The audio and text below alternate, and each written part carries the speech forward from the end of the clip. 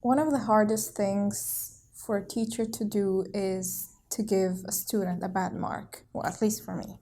It pains me to give a student a bad mark. And most of the time, the reasons we give bad marks is because the way we create the grading system is deeply flawed.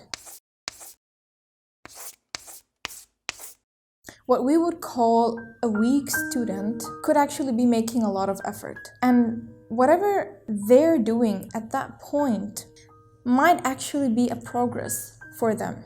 But in comparison to our standards, this is a weak student. If we're teaching writing, we focus on perfect sentence structure, text structure, spelling, obviously punctuation, content. And part of the content would be powerful words, powerful adjectives, rich vocabulary, and obviously a good, thought process if we're talking about a story. For my weak student, I refuse to call her weak. For me, it's very important for her to know that she's actually progressing.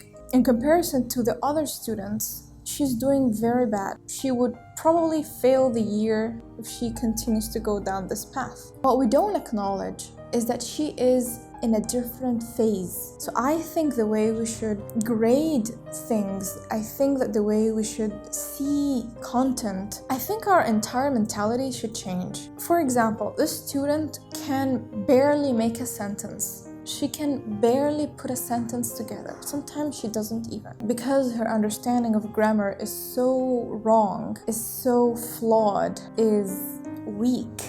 It's even hard to understand what she's trying to convey in that sentence. And I have to keep thinking perhaps how the student is thinking in her original language. So maybe in Arabic it sounds, maybe in Arabic people say it in this way, in this order. Maybe they use this word, and maybe she's trying to very hardly translate that piece by piece into English. But the moment she gets past this, the moment she submits her first draft, and I guide her on how to structure a sentence, perhaps how not to repeat herself, perhaps how to teach her where the subject goes, right? Where the verb goes, how to make it clearer, right?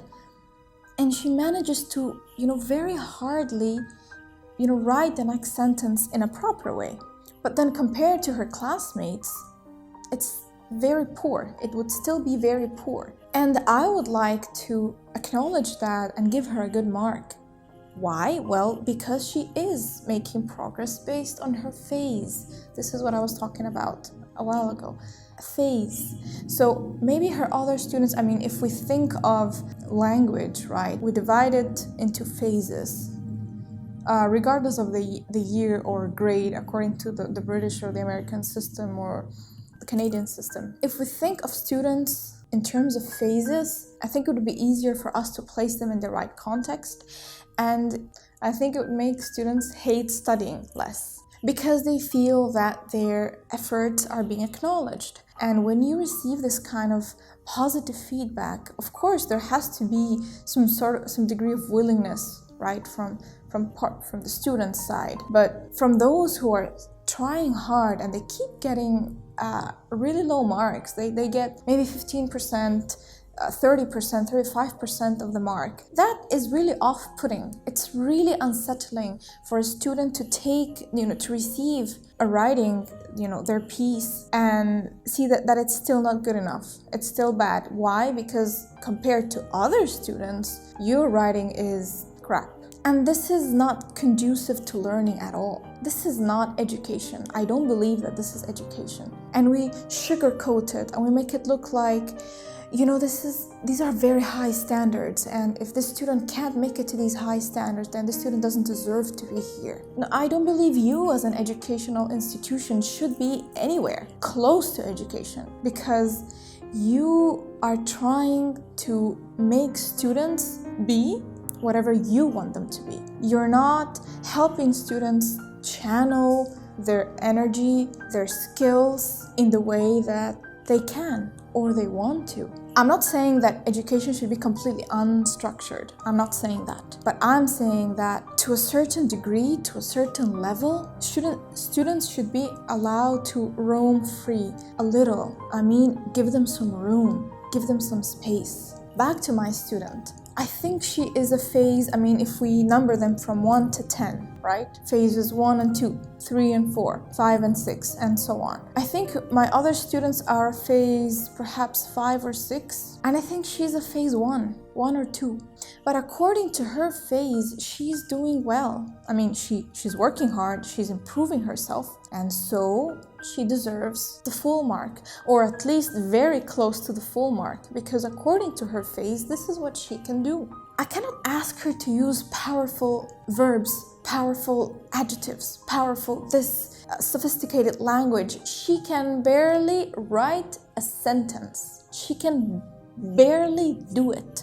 So when it comes to grading the content of her writing, it will still be a 2/8, for example. If it would be according to the British system, it would be a 2/8 because it's very, very, very poor compared to the level of her peers who don't have a problem in enriching their writing, in coming up with new words, or even the willingness to look up a word, synonyms, to be able to write a rich and meaningful story. She struggles so much to be able to write this piece, and I yet give her a 1 or a 2 in the content part because it's not as good as her peers. But it is good based on the previous draft that she made. It's better than what she's been doing in the past 2-3 months. So I believe that deserves acknowledgement, but I don't think it deserves acknowledgement in form of a star or a happy face or a yay, you did great. I think that it should be reflected in form of grades as well. So according to phase 1 and 2, she deserves a 7/8 in content. But because we focus so much on the fact that she should be in this grade or this year, and based on how her peers are doing, then that's still a 2/8, for example. It's just a 2/8, and that's it. And she keeps getting bad grades, and we fail to understand that she is in a different phase and that she should be marked accordingly. Perhaps give her something according to her level. Maybe this is a problem, in her foundation. I don't know. Maybe there's a different part of her brain that is stronger, and it's maybe not the part that has to do with writing and reading and speaking, even perhaps. Maybe she's great with art. Maybe she's great at math. Maybe she has intrapersonal intelligence. We don't know that, but we don't care. We don't care. In the traditional system, we don't care. We care that she has to be a blank slate, like a piggy bank, right? Empty, where we just pour everything that we have in our brains and just put it in hers.